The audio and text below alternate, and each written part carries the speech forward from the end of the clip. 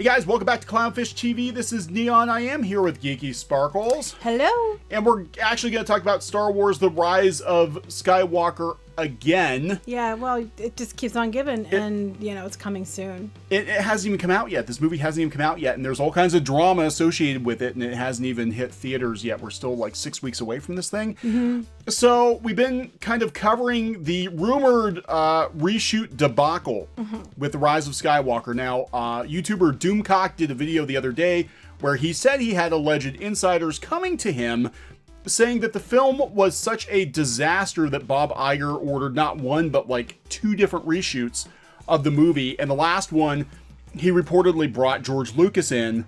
That was the last option to try to fix this. Now, all of that came from Doomcock and his insiders. However, in the last day or two, there's actually been some more confirmation. I have to give a hat tip to Geeks and Gamers. I was not aware of this article, but there is there's another article too that I sent you as well. Okay, this is coming from Cheat Sheet. Yeah, so we'll talk about this. The whole situation has leaked outside of YouTube. Originally, it was just like, oh, it's a bunch of YouTube haters. Oh, yeah, it's just a vocal minority making up stuff. That's what it always is, a vocal minority making up stuff, even though it has been proven. It's been stated that they are doing extensive reshoots on this movie. Right. We just didn't know why. And the story was that it's such a disaster, that the test screening was such a disaster that they're scrapping 3/4 of the movie. But you know what's staying? Horses on a Star Destroyer, clearly, because that's still in the trailer. Yeah, horses on a spaceship. That's what they're going with. But this also explains why we haven't seen much, you know, in the way of actual story, because I don't think they even know what the hell the actual story of this movie is yet, and we're only 6 weeks out. So we're going to talk about that there has been more confirmation. We're going to talk about how expensive these reshoots could potentially be. We're going to talk about Bob Iger being a little grouchy when asked about Star Wars. Yeah. Oh, no, you were just making that up. I was making that up. All the media heard a completely different call. Yeah. Oh, it's all up. Yeah, it's up because you gouged the people that showed up. You know. So. Yeah, the Bob Iger was pretty testy during that Q4 earnings call last week. And we're just going to talk about the shit show that is going to be The Rise of Skywalker, most likely. So before, well, maybe they'll fix it. Maybe they'll fix it. Well, there's that rumor too. They brought George Lucas in, so maybe they'll fix it. Yeah, you know what they should have done? They should have listened to George in the first place. In the first place. Anyway, let's go. God, okay.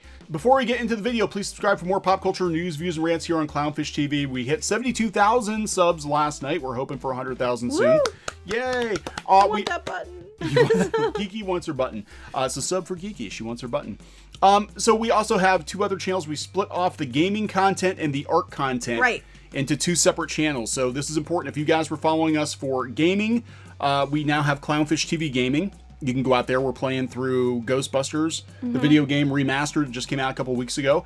And if you're looking for art and animation content, that will be on CLOWNFISH Animation. Yeah, so we're hoping to get animation content soon. Yeah, we are. Right now it's just art. Animation takes a very long time to produce. Right, so we can do that. But in the meantime, there are some art videos out there. We're going to do more with that in the future. So anyway, let's talk about Star Wars on the Complaint Channel. That's right. That's what they call us, the Complaint Channel. And we actually, it's negative. We actually had somebody in the comments pop up last night like, I hate it. Every time your videos are recommended, I hate this channel. You're just so negative. It's like, no, we're just honest. There's like I said, there's a difference between honesty and negativity.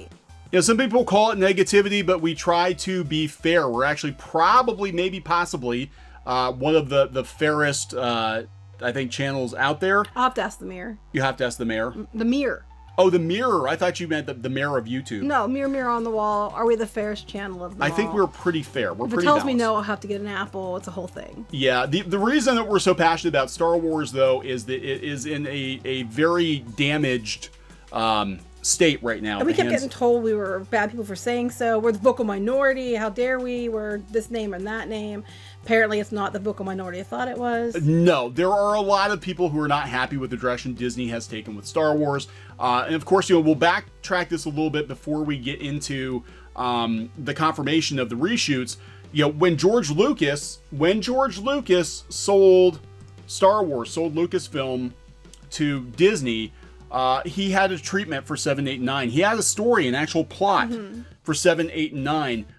Disney, in their infinite wisdom, Well, mostly they just want to make their own characters to make more money. Right. They decided to just toss aside what George Lucas had given them. The man who created Star Wars, the man who's regarded as, now you can think about the prequels however you want to, but as far as storytelling ability, a lot of people consider him kind of a master storyteller. Maybe he needs some help with his directorial duties, but he is a good storyteller. He's created a saga, an original trilogy that has endured for decades. Indiana Jones, too. Yeah, Indiana Jones. So George Lucas does know his stuff. He knows a good epic fable, you know. He knows how to appeal to the fans. Right. And he had a treatment. Disney gave him the treatment. They signed the papers. They bought Lucasfilm. And then they promptly tossed his outline for 7, 8, and 9 into the trash can. The sequel trilogy basically is Spaceballs, the search for more money. Pretty much. Like, Lucas actually had some ideas for how to move the saga forward, whereas Disney just wanted to go back to Stormtroopers, TIE Fighters, and X-Wings, probably for merchandise sales. Right, and then throw their own characters in there so they don't have to give as much. Don't want to use the old ones if that's true, that they have to give him money for the royalties, yeah. So, So that's kind of the backstory here. So this is why it's so interesting now that in their hour of need, after the Star Wars franchise has been thoroughly raked across the coals, that the very, very last thing Bob Iger reportedly did was bring in George Lucas to fix a very damaged coda to the Star Wars saga. Because, that vocal minority they said didn't really matter. Apparently it does matter when it affects the bottom line. So when they did test screenings, it mattered because it wasn't as a minority as they thought it was. Yeah, general audiences and Star Wars fans reportedly hated the cut that they originally came up with, the J.J. Abrams Kathleen Kennedy version. Now, you're not hearing anything about Kathleen Kennedy. Yeah, I noticed this. You're hearing a lot about Kevin Feige doing Star Wars. And you're hearing about Bob Iger saying about how he stepped in and how he's seen The Mandalorian, how he helped write it, and he looked at 3 cuts where he got for suggestions in the final cut because he's in there now and being involved.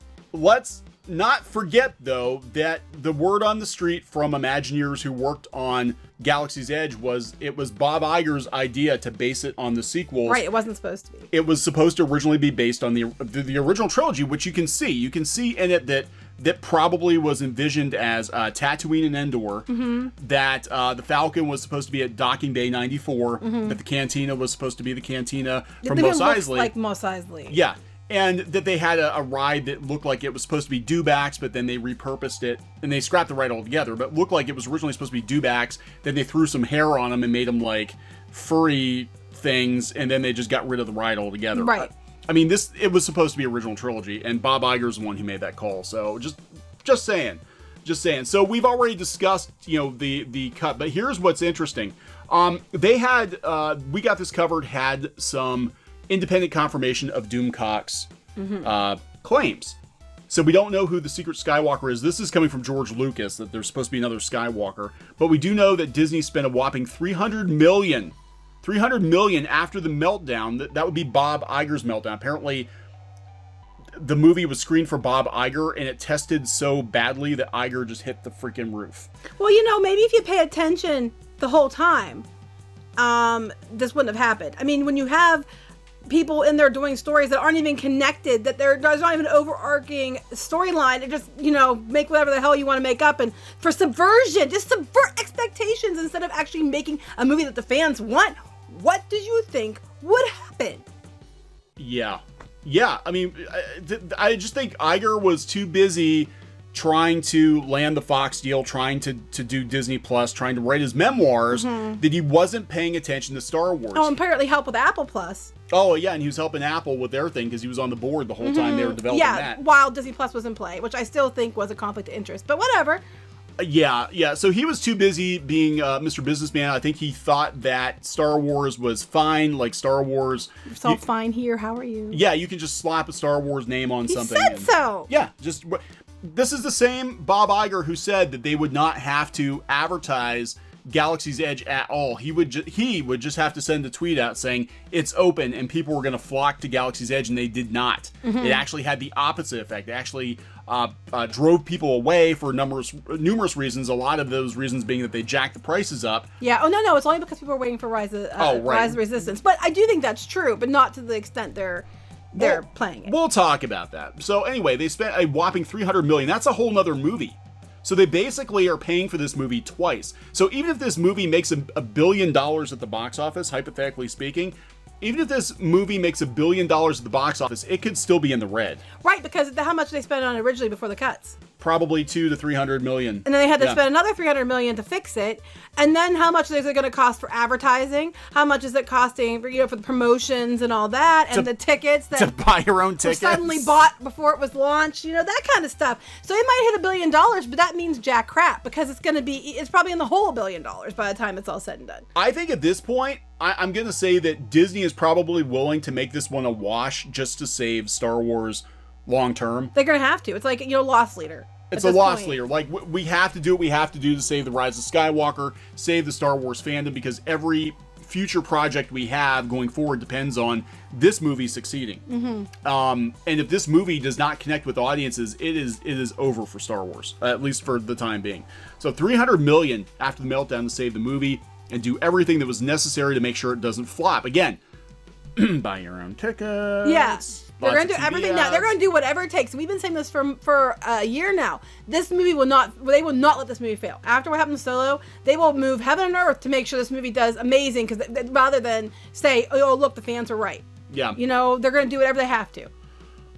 While we can never be certain about the many rumors that plague the production of a juggernaut film, we should note that the sources close to We Got This Covered, the same ones who told us about the Rey Palpatine twist in the movie, which has since been confirmed, have said that the report is at least somewhat true. They can't verify all the details provided by the YouTuber, that would be Doomcock, but they do confirm that early test screenings did not go as well as Disney has hoped. And apparently there was a meltdown. Yeah, and that Lucas was indeed brought in at some point to help Abrams fix the movie. Well, we know that he was brought in because Iger even said about The Mandalorian, and he said about that they had brought George in for that too, didn't they? For The Mandalorian? Yeah, so... Yeah, so clearly George Lucas is being brought in to help them as a consultant. Imagine that. You wait till now. I mean, how... Should have been there from the beginning. Yeah, George should have... Look, if they had done this the right way... Now, I don't know how involved George Lucas wanted to be, but I would have been like, George, we're going to buy Lucasfilm, but for the next couple years, could you stay on as a consultant and actually give us some guidance? He gave them all that stuff, so he probably figured it would be fine. I'm sure... I don't think he would have gone all the trouble and been so upset that they didn't use his stories unless he was under the impression that they were going to use what he had done in some capacity. So, I mean, otherwise he would be like, I don't care. George Lucas felt betrayed. Those are Bob Iger's words. George Lucas felt betrayed because I think there probably was a gentleman's agreement in play that George would have been brought on. Or they would at least use what he gave them, because he had a whole 3 stories worth of treatments and ideas and how it could work, for the fans and for the story, and they apparently just tossed it.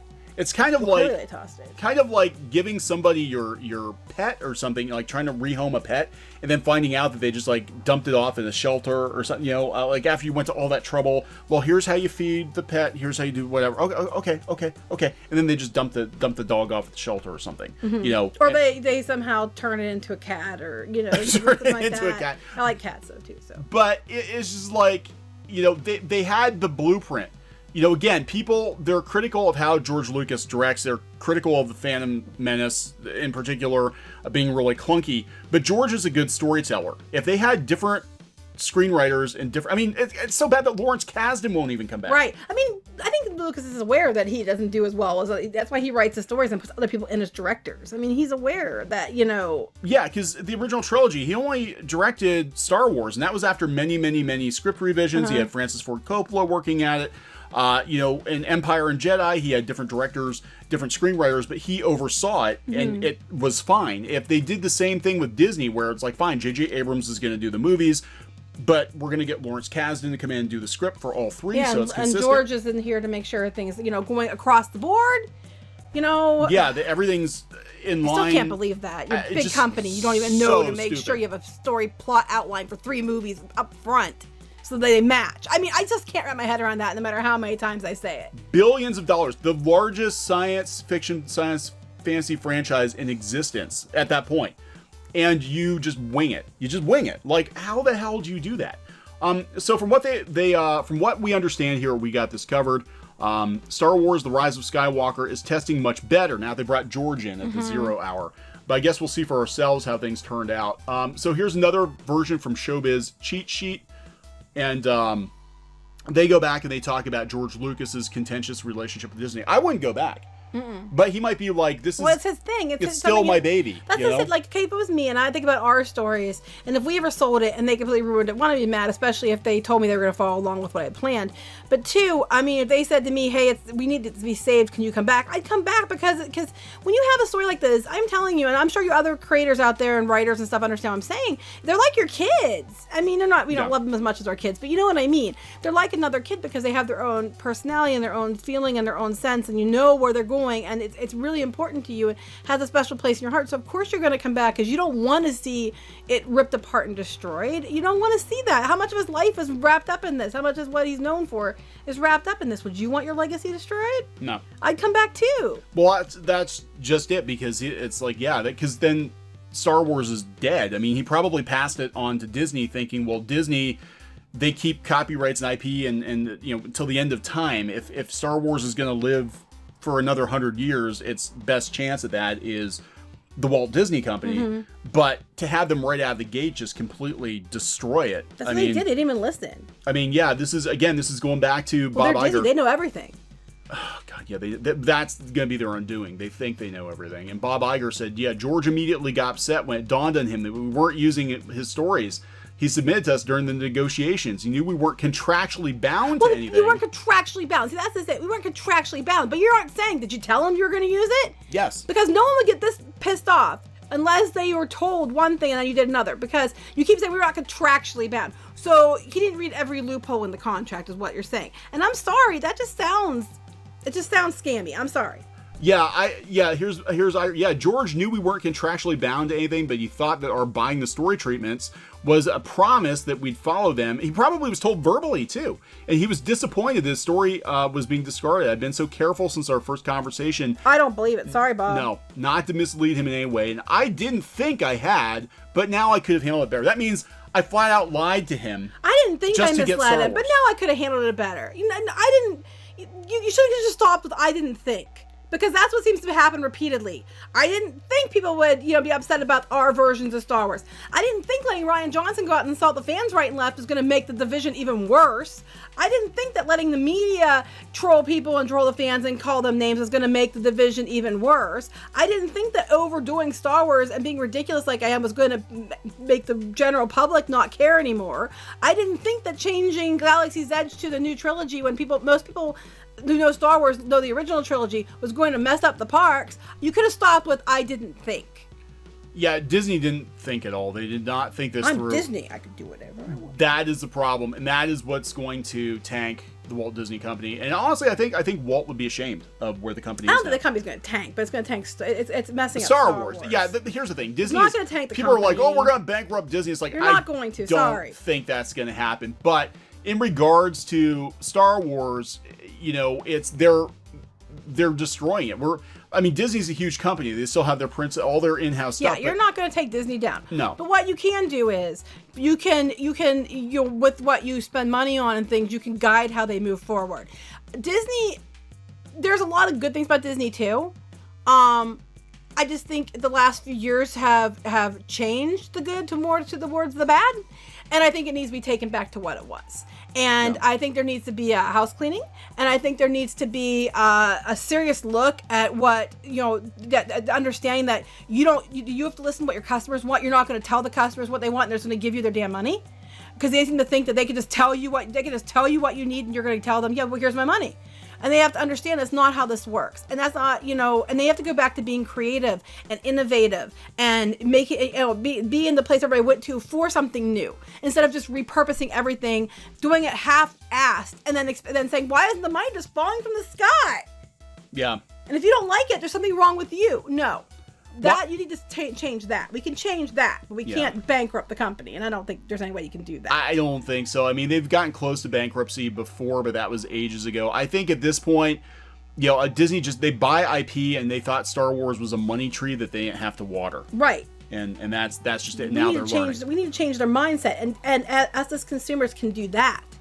by speaking with our wallets, by, saying, no, prices are too high. No, we're not going to do this anymore. And if you want our money, you're going to, have to make some concessions. And by that, we can make changes there. But as far as bankrupting the company, I'm sorry, guys, that's not going to happen. Yeah, that's not realistic. But Star Wars, I think there's hope, but I think it's going to have to go on a hiatus for a while, which is Bob Iger said the movies are going on a hiatus because they lost the Game of Thrones guys. Well, they're going to do the TV shows now. Yeah, they're going to go. Yeah, it's direct to TV. Star Wars has been relegated to direct to TV, direct to video. Now, direct to video and TV with a massive budget. Well, that's true. But so I just don't know. I mean, we'll see. I know George, I guess, was involved with The Mandalorian too, according to Bob Iger. Isn't that what he said at the? Yeah. Well, he saw it. No, he said he saw it, and he was okay with it. He liked what he saw of it. That could have been 10 minutes. Iger kept making sure he stated that he was involved with Mandalorian, that he gave notes, that he did, and they're saying he had a fit about the Rise of Skywalker. Yeah. So I'm wondering now that he's gotten her hands on, he's kind of like trying to spin it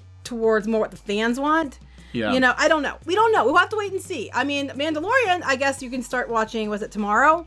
Because Disney Plus comes out tomorrow. Yeah, it comes out tomorrow. So we'll have to do a review. Yeah, we have to do. Oh, I want to tell one more quick story about Disney Plus, if that's okay. Go ahead. So, Disney Plus, you know how they won't tell you what the numbers are, and they're trying to get the numbers up so much. And they have all these places offering these big discounts. Start out with D23, people could get big discounts, and then it was Disney Visa card, people could get big discounts, and then it was open to anybody who could get discounts. And their latest thing, they are now offering cast members a choice between their main gate access pass, which usually allow them to bring friends and family in to any of the Star Wars parks for as many times as they wanted, or you can have a Disney Plus bundle with ESPN Plus and Hulu for a year.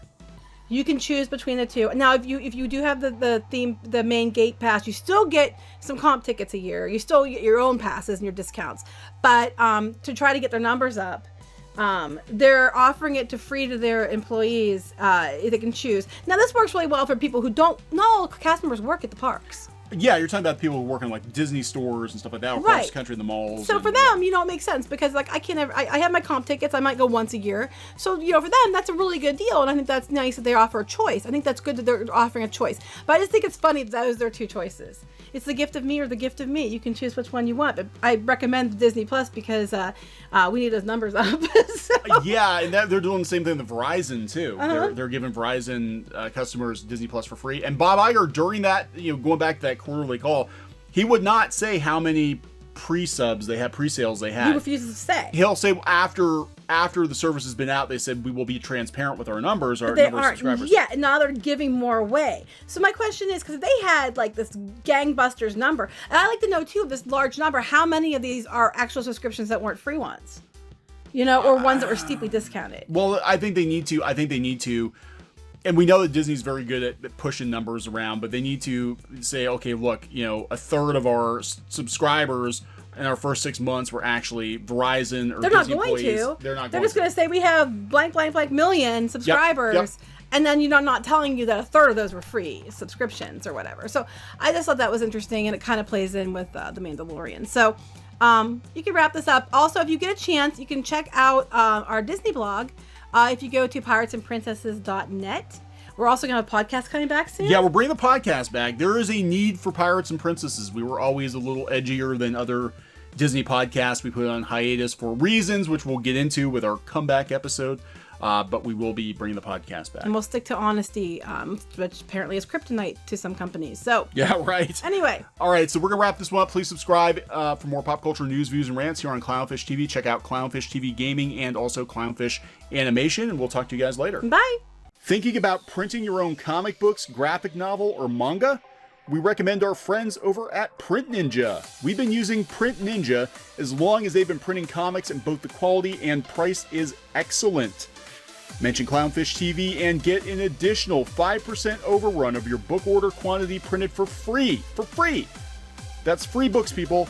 Just mention this offer on the phone or in the additional information box on the quote request form. That's printninja.com or click on the link in the description below. Hey guys, thanks for watching CLOWNFISH TV. Please consider supporting the channel. Go to clownfishsupport.com. That's clownfishsupport.com. And if you want to join our community, go to clownfishtalk.com. That's clownfishtalk.com. Please subscribe, ring the bell for notifications. We will talk to you next time.